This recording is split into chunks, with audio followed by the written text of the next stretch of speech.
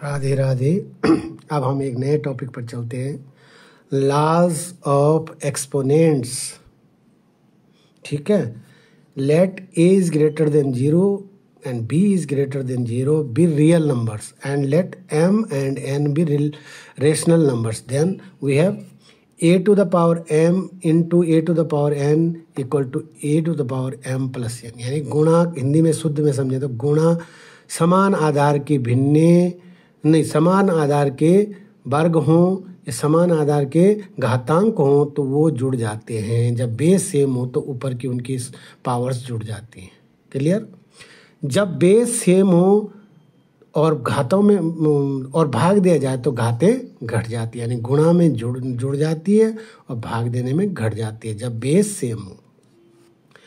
Same हो और एक ब्रैकेट के बाहर हो और एक ब्रैकेट के बाहर अंदर हो तो वो क्या हो जाती है, गुणा हो जाती है आपस में।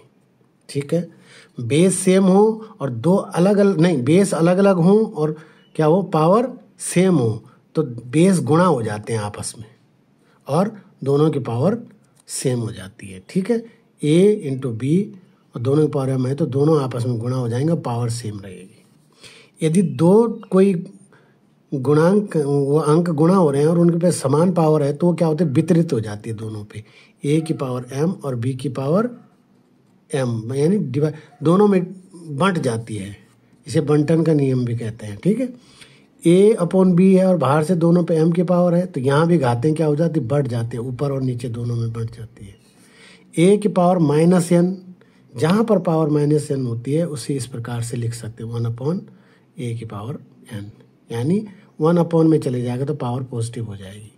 और किसी भी की अंक का यदि घातांक 0 हो, ये क्या है, a, किसी भी अंक का घातांक यदि 0 हो तो हमेशा आंसर क्या आएगा, 1 आएगा। ठीक है, अब एग्जाम्पल देखिए। First 32 whole to the power 1/5 plus minus 7 की पावर 0 प्लस 64 की पावर 1/2। इसको सॉल्व करना है, कैसे करेंगे देखिए।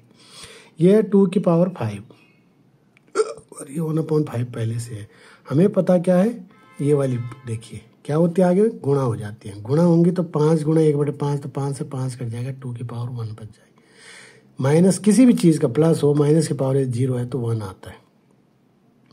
प्लस 64 1/2 का मतलब क्या है, इसका रूट कर लो तो 64 का रूट क्या है, 8 आया।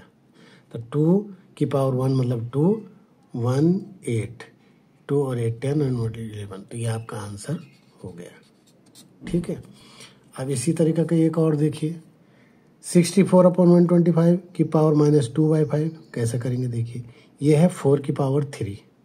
मैंने 4 की पावर 3 क्यों लिया, क्योंकि यहाँ बेस 3 है इसलिए मैंने 3 टाइम। मैं 2 की पावर भी ले सकता लेकिन नहीं लिया मैंने 4 की ली क्योंकि बेस 3 मिल रहा है मुझे, वो नहीं पावर मुझे 3 मिल रही है। ठीक है, यहाँ क्या है 5 की पावर 3 देखिए।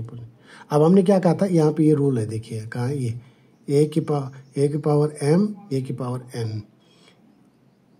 ठीक है, नहीं ये वाला देखिए आप, ये दोनों में ऊपर नीचे बढ़ जाती है घात, ये देखिए बढ़ रही है घात। तो यहाँ क्या होगी, 4 की पावर 3 के साथ ऊपर भी जाएगी और नीचे भी आएगी, दोनों जगह ये घात गुणा हो गए, -2/3। यहाँ भी गुणा हो गई, यहाँ भी गुणा हो गई। अब गुणा होगी तो 3 से 3 कटेगा, यहाँ 3 से 3 कटेगा तो ऊपर क्या बचेगा, 4 की पावर -2 और यहाँ क्या बचा 5 की -2। तो अब इसको उल्टा कर देंगे, किस रूल से, इस रूल से। ये ऊपर चली जाएगी तो प्लस हो जाएगी, ये नीचे आ जाएगी तो प्लस हो जाएगी। 5 5 25, 4 6 16 आपका आंसर आ गया। अभी लॉ ऑफ एक्सपोनेंट पे अभी मेरे पास बहुत सारे प्रश्न हैं, आप अगले वीडियो में बने रहें और लाइक शेयर और सब्सक्राइब जरूर